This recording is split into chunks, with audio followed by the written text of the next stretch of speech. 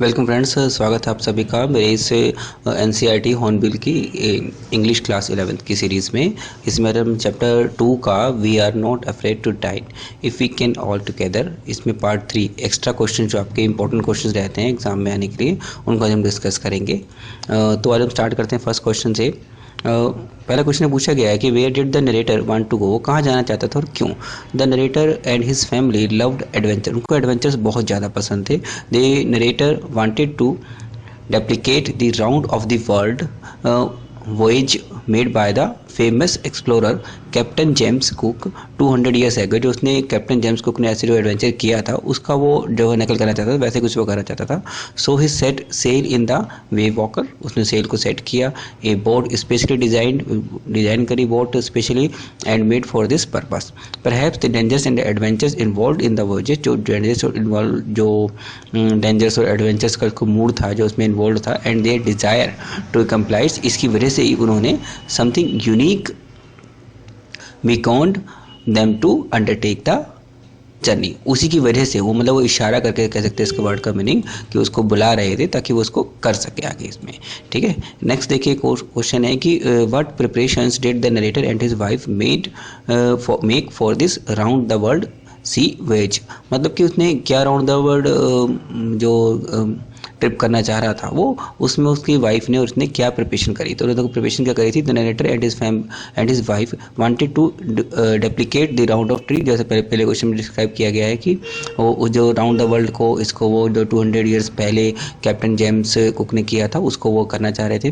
They had been making formidable preparations for the last 16 years, करीब पिछले 16 साल से वो इस चीज़ की प्रिपरेशन कर रहे थे। First of all they got a boat specially design for the professionally build for this purpose. They tested it for the months, महीनों तक उनको टेस्ट भी किया था। इन द रफेज वेदर, कि मतलब बेकार वेदर हो तो उस केस में उसको दिक्कत ना हो, तो उसके लिए उन्होंने टेस्ट भी किया था उस बोट को। They spend all their leisure time in the strengthening their seafaring skills in the British waters में, उन्होंने काफ़ी इसकी प्रैक्टिस करी थी। They were both mentally and physically prepare to undertake their exceptionally long and challenging sea voyage, मतलब इसके लिए वो पूरे अच्छी तरीके से प्रिपेयर हो चुके थे। नेक्स्ट दो क्वेश्चन है कि describe the boat Wave Walker, इसको कैसे डिस्क्राइब करेंगे हम। The narrator wanted to duplicate the, वही पहले वाले क्वेश्चन का लाइन ही आ गई इसमें same as it is. In order to undertake this journey they got a boat build professionally, the boat named wave walker, पहले वाले पॉइंट ही सारे इसमें दोबारा बताए हैं आपको। वाज ए, इसका थोड़ा सा बस आप डिस्क्राइब कर दीजिए कि 23 मीटर लॉन्ग थी, 30 टन उसका वुडन का बना हुआ था वो। They had spend months fitting it out, उसको फिट करने के लिए उन्होंने महीनों बिताए थे। एंड टेस्टेड इन द रफेज वेदर, जो पहले बताया गया है। इसके बाद नेक्स्ट है why did they take on their two crewmen with them at Cape Town, वो 2 मैंस को क्यों ले गए थे, क्रू के मैंस को। Before heading east from the Cape Town, they took on 2 crewmen who were experienced seamen, जो जिनको उस चीज़ का ज़्यादा एक्सपीरियंस था उनको साथ में ले लिया था। दे वर लैरी विजिल, जिसका नाम था, एंड द अमेरिकन था जो, एंड हर्ब सिगर्स, एक स्विक्स का था वो। ये दोनों एक्सपीरियंस बनते थे, उन्होंने साथ में लिए थे। The narrator took this step because he knew that they would require help to tackle one of the world's रफेज सीज, उसको लग रहा था इसकी उनको ज़रूरत होगी हेल्प के लिए दिस साउथर्न इंडियन ओशन में, उनको लगता है इसकी ज़रूरत होगी, इसलिए उन्होंने उसको लिया था। नेक्स्ट है what troubles did they face after completing the first leg of their journey, उन्होंने क्या ट्रबल्स को फेस किया। The first leg of their journey past pleasantly, मतलब बड़े आराम से बीत गई थी, कोई दिक्कत ही नहीं आई थी। As they sail down the west coast में जो पोर्ट है of the Africa to Cape Town, but the trouble start when they are left Cape Town, जैसे उन्होंने केप टाउन को छोड़ा तभी से उनको ट्रबल स्टार्ट हो गया था। On the second day of the Cape Town they begin to counter strong gales, आ गए थे बहुत ज़्यादा। Gales did not worry the narrator but the size of the waves were alarming, मतलब जो साइज थे अलार्म बहुत ज़्यादा था वेव्स का, जिस वजह से नरेटर थोड़ा सा घबरा गया था। They rose as high as the main mast, मतलब जो ऊपर जो छत पे उसका, मतलब एक तरह से कह सकते हैं किसी बोट का सबसे ऊपर का पार्ट होता है उसको बोला गया मेन मास्ट, से भी ऊपर के थे वो। The howling of the wind and the spray was painful to the ears, मतलब जो आवाज़ वगैरह थी और जो दिक्कतें हो रही थी वो सब पेनफुल था उनके लिए। How did the voyagers celebrate their Christmas and where, कैसे उन्होंने सेलिब्रेट किया और क्रिसमस को और कहाँ पे किया। On the Christmas day the voyagers were 3500 kilometres east of Cape Town in the southern Indian Ocean में थे वो। Though the sea was rough, क्योंकि सी बहुत ज़्यादा रफ था। They enjoyed the wonderful holiday, they celebrated Christmas singing, carols उन्होंने गाए थे। Complete with the Christmas tree with them, जो उनके साथ था। They expected the weather to improve but it does not, उन्हें लग रहा था कि वेदर इम्प्रूव होगा लेकिन वो नहीं हुआ, ज़्यादा और बिगड़ता ही गया। How was the weather on the morning of the 2 January, यहाँ से देखो मेन पार्ट कहानी का शुरू होता है कि 2 जनवरी पे क्या हुआ था। On the new year's day the weather saw no improvement and was bad, मतलब इंप्रूवमेंट होने की बजाय वो और बेकार हो गया था। On 2 January it got even worse, बहुत ज़्यादा बेकार स्थिति जिसे कहते हैं। द वेव्स वर जिग्नेटिक, बहुत ज़्यादा भयंकर हो गई थी। They were sailing with only a small storm jib but still were going pretty fast, बहुत फास्ट भी चल रहे थे। As the ship rose to the top of each wave they could see the endless, मतलब उन्हें लग रहा था कि एंडलेस वेव्स हैं, ख़त्म नहीं होंगी कभी ये। इनोमरस सी रोलिंग टुवार्ड्स देम, सी बहुत रोल करता उनकी तरफ आ रहा था वेव्स के फॉर्म में। The wind seem to be howling, वो भी आती जा रही थी। नेक्स्ट तो क्वेश्चन ये भी आ सकता है आपका एग्जाम के लिए, जैसे कि what attempts did the narrator makes to protect himself, क्या उसने किया अपने आप को प्रोटेक्ट करने के लिए, and his family from the huge waves. The waves were gigantic, जैसे पहले वाला क्वेश्चन बताया गया अभी। On the 2 January in order to protect themselves they decided to slow down the boat, उन्होंने बोट को स्लो डाउन करना चाहा। they dropped the storm jib, उन्होंने नीचे कर दी ताकि वो स्लो हो जाए। and lashed a heavy mooring rope in the loop across the stream, then they double lashed everything went through their life raft drill के साथ वो चलते गए। अटैच्ड लाइफ लाइन्स को उन्होंने अटैच करा। डोंड ऑल स्किन्स थी उनके साथ में, एंड लाइफ जैकेट भी उन्होंने पहन ली। And prepared themselves for the worst case scenario, जो भी बेकार स्थिति होगी उसके लोग तैयार हो चुके थे। नेक्स्ट देखो क्वेश्चन ये भी है कि what were the first indications of the impending disaster that ultimately struck them on the January 2, उसके पहले इम्पेंडिंग डिजास्टर जो आने वाला था उसके इंडिकेशंस क्या थे 2 जनवरी को। The first indications for the impending disasters came at about 6 PM on the January 2। An ominous silence हो गया था, प्रिविलेड ऑल द अराउंड, सारी जगह साइलेंस फैल गया था। द विंड ड्रॉप्ड हो गई थी। The sky immediately grew dark, sky बहुत ज़्यादा डार्क हो गया था। Then came a growing roar, आवाज़ आई थी। ए ह्यूज वर्टिकल वेव आई थी, almost twice the height of the other waves, दूसरी हाइट्स जो वेव्स थी उसका करीब डबल थी वो साइज में। Came roaring towards the ship, these were the indications of the coming disaster, ये इंडिकेशंस थी जो डिजास्टर की ओर इशारा कर रही थी। What happened after the ओमिनियस silence के बाद क्या हुआ, वो जो पहले वाले क्वेश्चन वाला पॉइंट बताया गया। ओमिनियस silence was the first indication of the implementing disaster. The wind dropped and the sky immediately grew dark, sky immediately dark हो गया था। The narrator saw what he thought as an enormous cloud coming towards the ship, बहुत बड़ा cloud उनकी तरफ आ रहा है। With horror he realized that it was not a cloud but a wave like no other he had even seen, मतलब कभी इसने ऐसी वेव देखी नहीं थी, इस टाइप की वेव आ गई थी। It was almost twice the height of the other wave, जैसे पहले क्वेश्चन में बताया गया है। The wave hit the boat and the weekend it completely, water gases from all sides and the boat started filling with the water, जो boat है वो water से फिल होनी शुरू हो गई थी। What was the result of the tremendous explosion, क्या रिजल्ट हुआ था। The gigantic wave hit the boat and a tremendous explosion shocked the deck. A torrent of the green and the white water broke over the ship, आ गया था वो। The narrator had smashed against the wheel and he was flung overboard चला गया था वो। He was almost dead हो चुका था वो। And the whole ship was reduced to a wreck.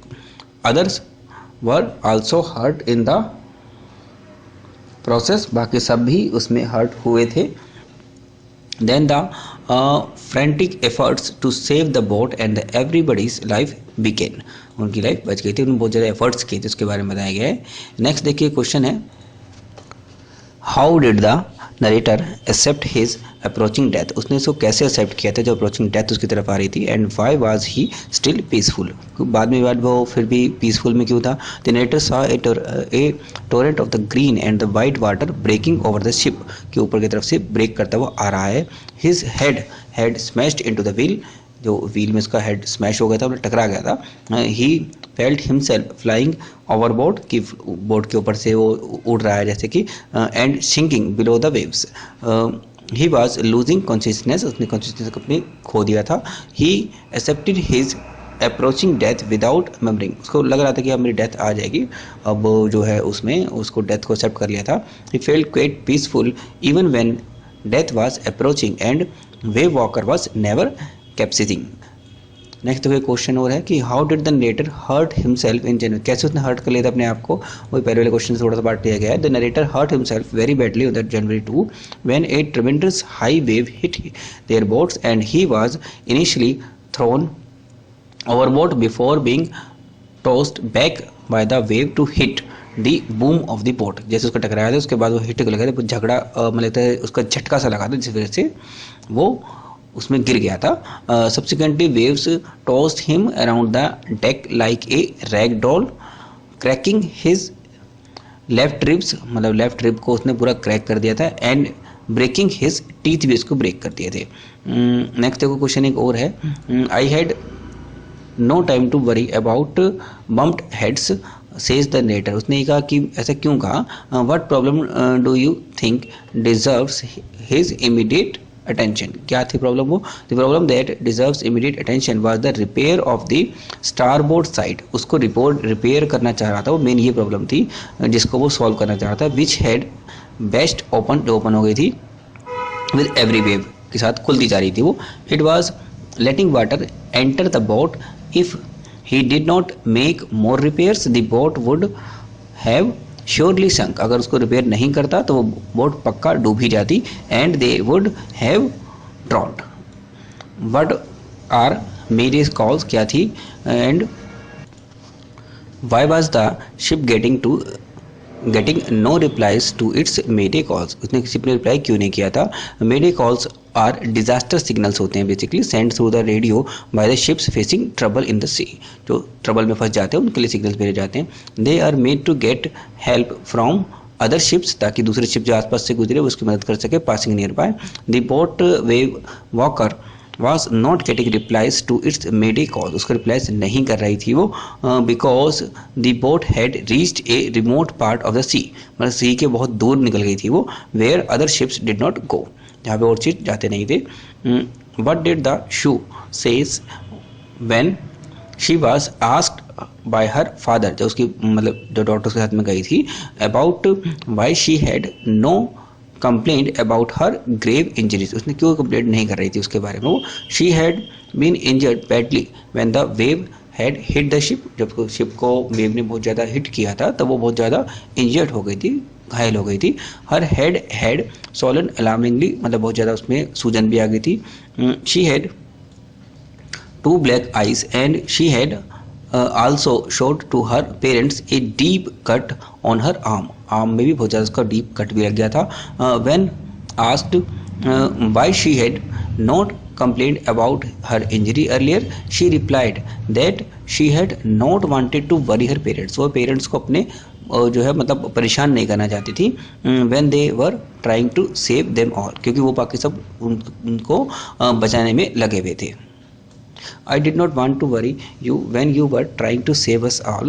What does this show about the speaker? वो पहले वाली बात ही बताई गई है, उसको एक लाइन के फॉर्म में दे दिया गया है। This shows that she was very courageous, मतलब कि बहुत ज़्यादा वो सबको बचाना चाहती थी। The speaker of these lines is the little girl show, जो उसकी डॉटर थी। She is just 7 year old. After the gigantic waves hits the ship she was also hurt, उसको भी चोट लगी थी। Her head was swollen when the narrator saw her in the cabin, जब उसने देखा। However she never mentioned the deep cut of her arm because she did not want her father to worry about her, मतलब वो चाहती नहीं थी कि उसके फादर उसकी चिंता करे, वो बाकी सबको क्योंकि बचाने पहले से ही लगे हुए थे। When he was trying to save everyone else. Next इसमें बताया गया है कि what happened on the morning of the 3rd January. 3rd जनवरी को देखो क्या हुआ था। By the morning of the 3rd January they had manage to pump out the water out of the boat. उन्होंने मैनेज कर लिया था कि पानी किस तरीके से बोट से बाहर निकाल लिया जाए to a reasonable level and the situation were under control, but they suspected a huge leak. बहुत ज़्यादा लीक भी हो गया था वहाँ पे somewhere and found that nearly all the boat's main rib frames were damaged हो गए थे down to the its bottom.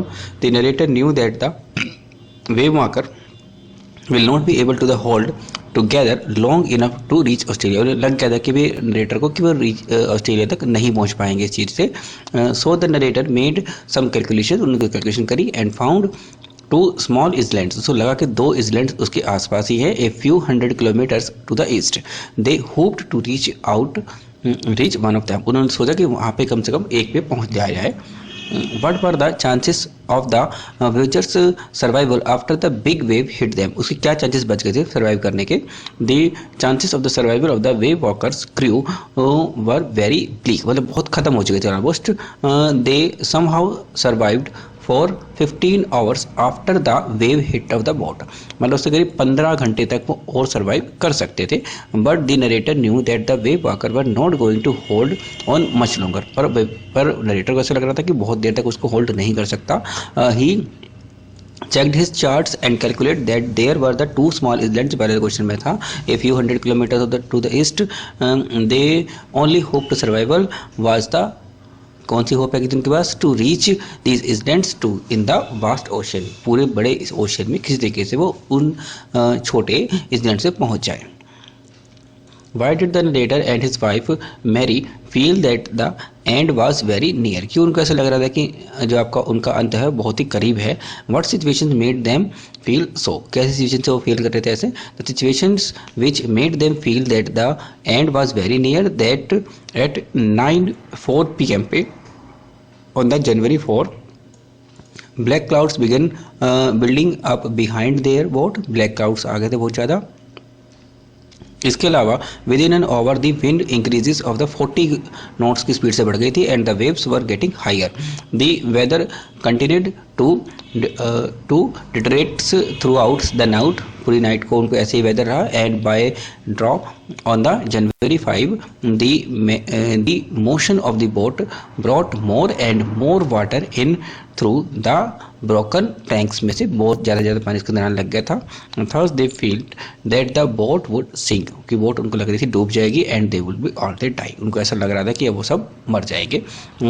How and when the wave walker ride out of the storm. किस तरीके से वो बाहर निकली. How did the narrator feel at that time? The wave walker rode out to the storm on the morning of January 6 पे आ गई थी वो. When the wind east हो गई थी. He was able to calculate the boat's position using the sextants and accordingly he asked Larry to steer the boat towards the lie Emerson. उसने उसको बोल दिया था अपनी वाइफ को कि वो उसकी ओर में ले जाए एम्पटन की ओर. as he was very tired, बहुत ज़्यादा थक चुके थे. the narrator felt that they had to survive seeing the optimism of his 2 children. उनको सर्वाइव करने के लिए उसके साथ बचना पड़ेगा. but he was still having doubt about it and so felt heavy hearted. बहुत उनका जो है हृदय भी भर गया था. but his calculations proved correct. उनकी उसकी कैलकुलेशन करेक्टली प्रूव हुई and they reached like Amsterdam by the evening में पहुंच गए थे वो. Justify the title of the story. इसका टाइटल कैसे आप जस्टिफाई करोगे. देखो ये भी क्वेश्चन काफ़ी कॉमन एग्जाम में आता है. We are not afraid to die if we can all be together is the story of the rare courage and the perseverance that was shown by the narrator. His crewmen, his wife and the children, ये सब जो उसके साथ थे. Everybody confronted the disaster with the patience and the courage and the determination के साथ उन्होंने उसको फेस किया. Even the children showed courage. Children भी बहुत ज़्यादा साहस से काम करा उन्होंने. They did not give up hope even till the last moment. तक उन्होंने होप नहीं छोड़ी. The narrator made all the possible attempts to save their lives. Like his father John reacted very bravely that they were not afraid to die. उनको लग रहा था कि उनको मरने से डरना नहीं चाहिए. But it would be better if they died together. लेकिन फिर भी अगर वो सारे इकट्ठे मर जाए तो उससे ज़्यादा अच्छा है। Hence the title is opted and the logically justified भी किया जा सकता है। नेक्स्ट देखो क्वेश्चन है कि why did the Jonathan call the narrator the best daddy, उसने बेस्ट डैडी क्यों कहा and the best captain in the world. The Jonathan call the narrator the best daddy and the best captain in the world because they had reach the island Ile Amsterdam में पहुंच गए थे वो। His son was expressing his relief and the gratitude towards his father due to the narrator's devotions to save them, क्योंकि narrator ही चाहता था कि वो सब बच जाए from the death as well as his suffering skills. He was the best daddy because his devotion to help them helped them survive the storm with his efforts to keep the boat afloat. Boat को भी उन्होंने बचा लिया था। He was the best captain because he was correctly enabled them to stay to the island, क्योंकि correctly वो उनको वहाँ पे island पे ले गया था so that they can be survive। अब देखिए नेक्स्ट क्वेश्चन है कि why did the narrator call limestone the most beautiful island of the world, उसने क्यों उसको बहुत ब्यूटीफुल आइलैंड कहा। The limestone was the most the only hope, क्योंकि उनकी सिर्फ वही एक होप बची थी to survival for the voyager and so when they reached there it took the most beautiful island to the world of the narrator. He was successful in saving his family and crewmen by reaching it, क्योंकि वहाँ पर पहुँच के ही वो लोग बच पाए थे। It had won the fight for survival. If they had not reached the island they surely would have been sunk, वो जरूर डूब जाते अगर उस लैंड में नहीं पहुँचते तो, इसलिए उसने इसको इतना ब्यूटीफुल कहा। नेक्स्ट देखो एक क्वेश्चन है कि डिस्क्राइब लाई एम्स्टर्डम को डिस्क्राइब करना है। How did its inhabitant behave with the new comers, कैसे वो उसने बिहेव कर रहा था वो। In Ile Amsterdam was a French scientist base था। It was the a bleak piece of the volcanic rock का बचा हुआ टुकड़ा था वो। इट हैड little vegetations but still it appeared to be the most beautiful island in the world. The boat ensured of sports for the night. The next morning all 28 inhabitants of the island cheered them and helped them ashore, क्योंकि सब बाकी सब आके उन लोगों ने इसको बचा लिया था। तो थैंक यू फ्रेंड्स, आज के वीडियो में इतना ही रहेगा। नेक्स्ट चैप्टर के साथ जल्द मिलेंगे। तब तक अगर आप उसके वीडियो को देखो पसंद करते हो कमेंट कीजिए, इस पर ज़्यादा से ज़्यादा शेयर कीजिए, ज़्यादा से ज़्यादा चैनल को सब्सक्राइब करवाइए फ्रेंड्स। तो थैंक यू फ्रेंड्स, मिलते हैं नेक्स्ट वीडियो में।